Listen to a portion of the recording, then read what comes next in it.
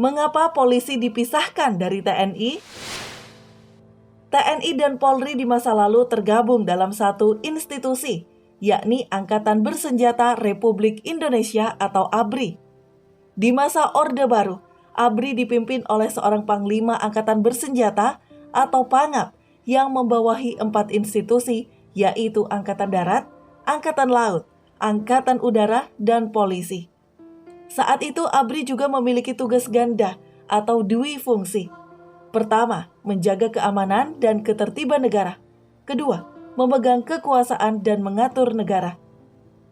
Namun saat Presiden Soeharto turun dan digantikan B.J. Habibie tahun 1998 hingga terjadi reformasi, gerakan demokratis dan sipil tumbuh mengganti peran militer dalam keterlibatan politik di Indonesia.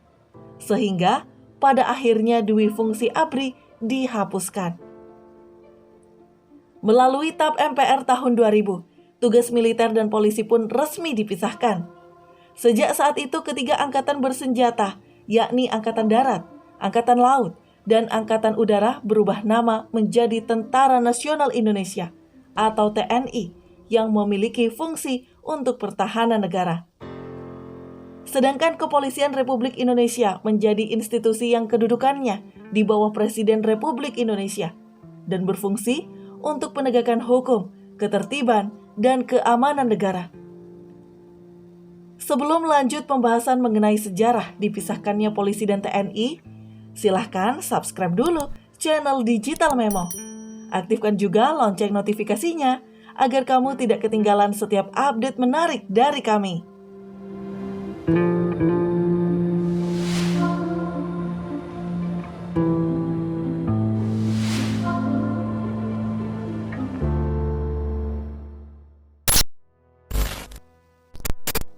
Selama masa demokrasi terpimpin hingga rezim Orde Baru, kedudukan Kepolisian Negara Republik Indonesia atau Polri bersatu dengan Tentara Nasional Indonesia atau TNI di bawah naungan ABRI, Angkatan Bersenjata Republik Indonesia. Sebenarnya wacana pemisahan polisi dari Angkatan Bersenjata Republik Indonesia pernah mengemuka pada tahun 1993. Menurut pakar hukum Jacob Elvinus Sahetapi, dasarnya adalah seperti yang ada dalam sejarah perkembangan kepolisian di Indonesia. Tahun 2006, nomor 470, Sahetapi Awaludin Jamin dan Satjipto Raharjo berpendapat bahwa terdapat perbedaan tugas antara polisi dengan tentara. Menurut mereka, jika tentara bertugas mengamankan negara dari ancaman musuh dengan kekerasan dan dalam kondisi tertentu bisa mengesampingkan HAM, maka polisi bertugas mengamankan masyarakat agar tercipta ketertiban dan rasa aman serta tidak bisa mengesampingkan HAM. Maka semenjak era reformasi pada tahun 1998, MPR telah menetapkan pemisahan tugas antara TNI dan Polri. Setelah Polri berpisah dengan ABRI, 3 matra yang ada namanya berubah menjadi tak lagi ABRI, melainkan Tentara Nasional Indonesia. Ketiga angkatan yaitu TNI, AD, TNI AL, dan TNI AU berubah nama menjadi TNI yang memiliki fungsi pertahanan negara, bukan lagi ABRI.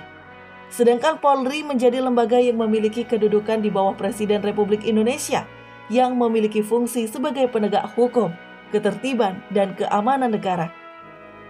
Setelah pemilu 1999 usai, Habibie tidak lagi jadi presiden, tetapi proses pemisahan Polri dan TNI dilanjutkan oleh presiden berikutnya, Abdurrahman Wahid.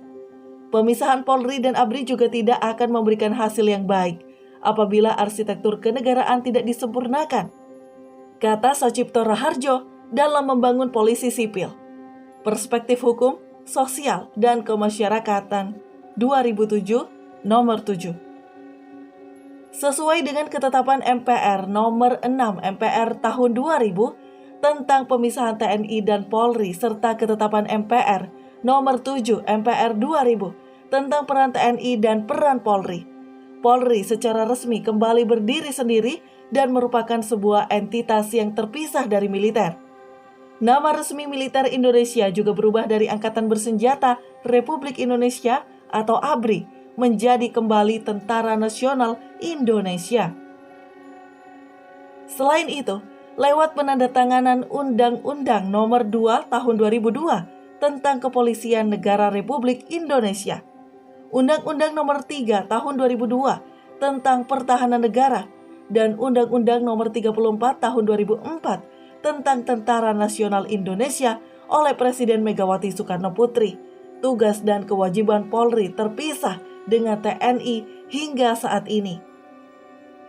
Gerakan demokratis dan kemandirian masyarakat sipil atau civil society tumbuh menggantikan peran militer dalam keterlibatan politik di Indonesia. Alhasil, dui fungsi ABRI dihapuskan. Tentara yang tadinya boleh bermain di lahan politik sekarang ditiadakan karena dui fungsi telah dihapus.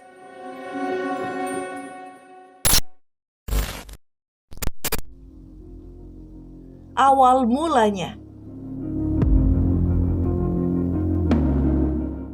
Sejak berguling reformasi pemerintahan 1998, terjadi banyak perubahan yang cukup besar, ditandai dengan jatuhnya pemerintahan Orde Baru yang kemudian digantikan oleh pemerintahan reformasi di bawah pimpinan Presiden B.J. Habibie.